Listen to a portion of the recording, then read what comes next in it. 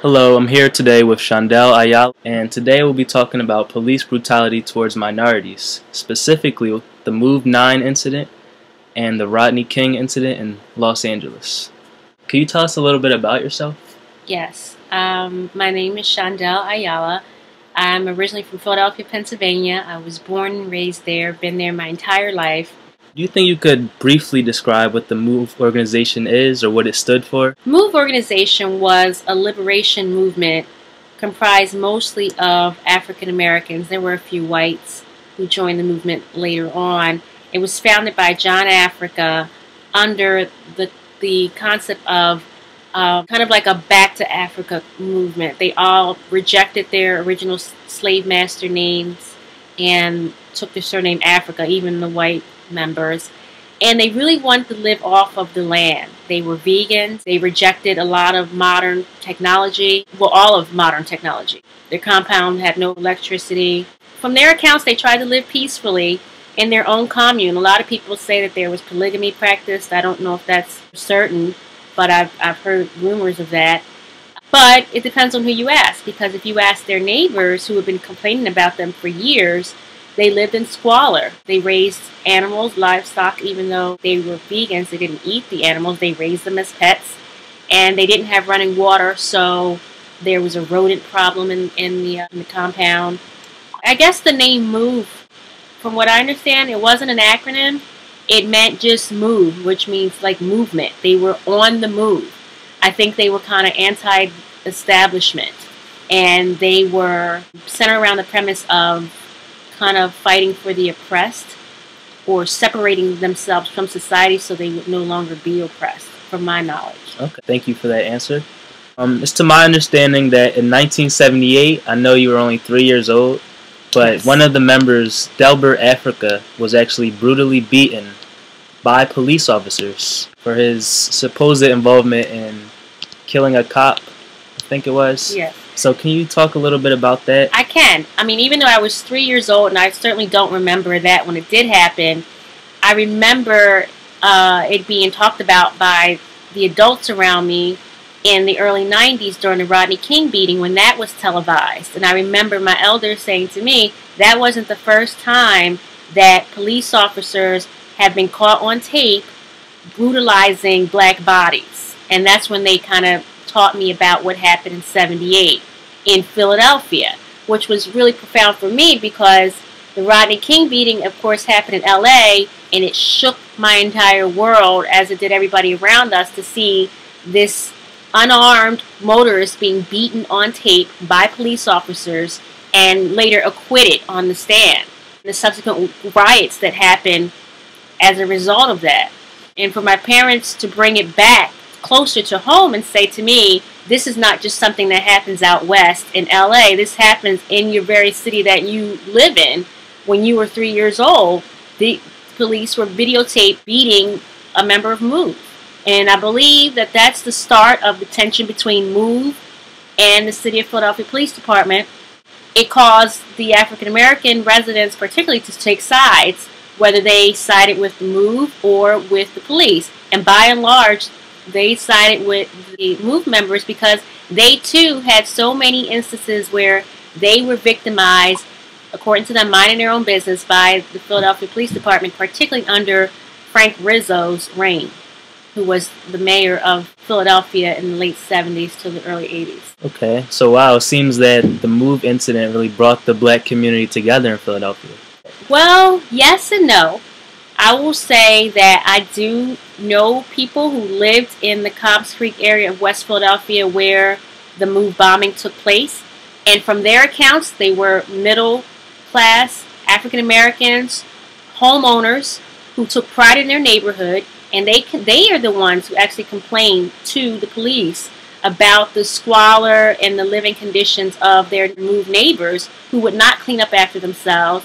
They complained about a stench coming from their home because they did not have running water for flushing the toilets.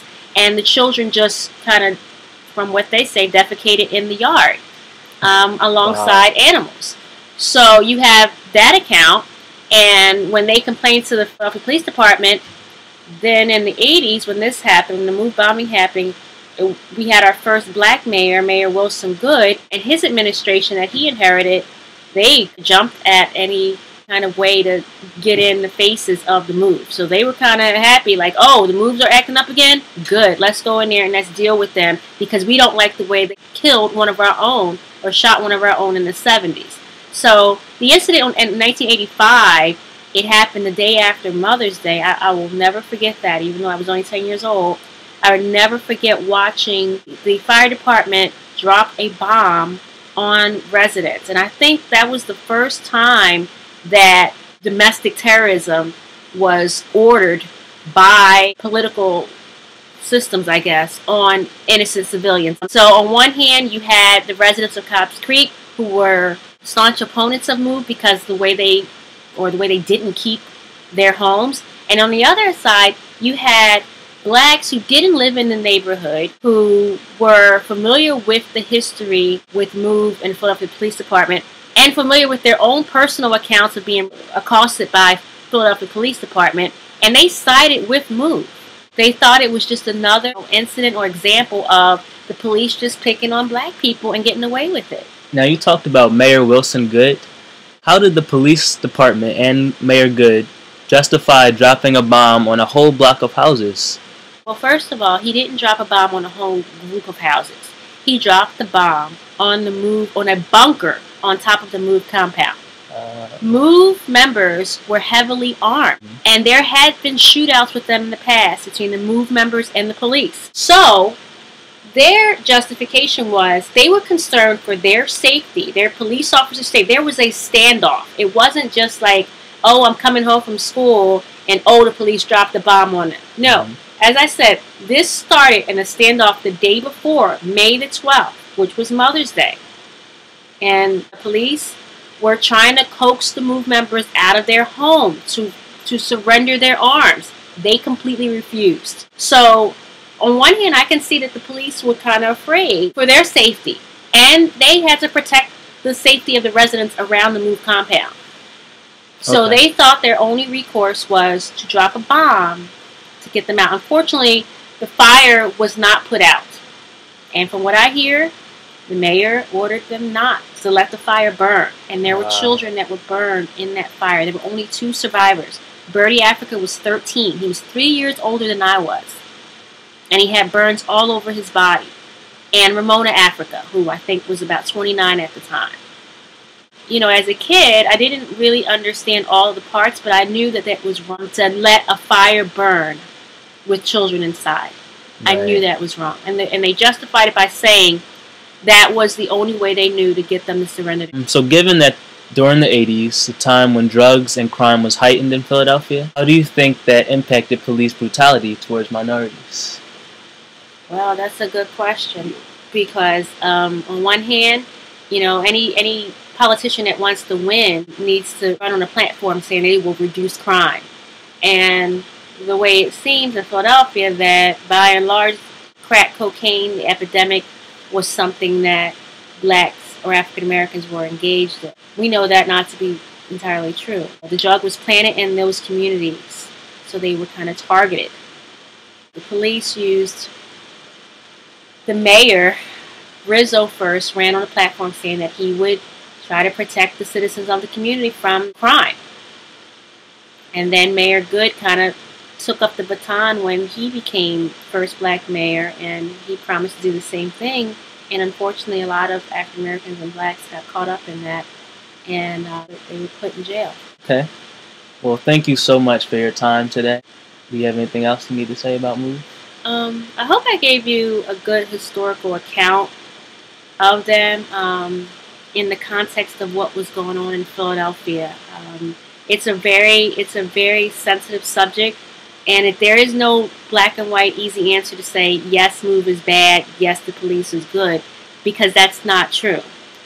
Both are at fault. There's good and bad in both the police and the MOVE, and I can see both sides of that. You know, on one hand, the police are trying to police their community. They're trying to keep it safe. The mayor's job is to keep his city safe.